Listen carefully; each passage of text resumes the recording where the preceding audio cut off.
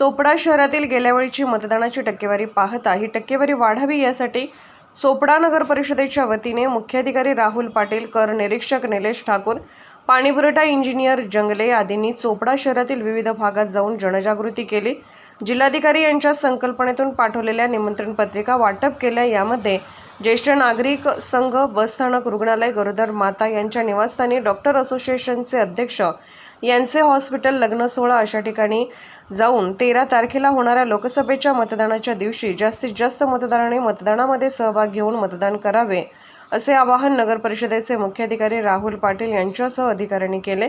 निमंत्रक पत्रक दिले। यावेळी बस स्थानकात मतदान जनजागृती करीत असताना या ठिकाणी तहसीलदार भाऊसाहेब थोरात हे देखील उपस्थित राहून मतदानात सहभाग नोंदवा यासाठी आवाहन करत होते।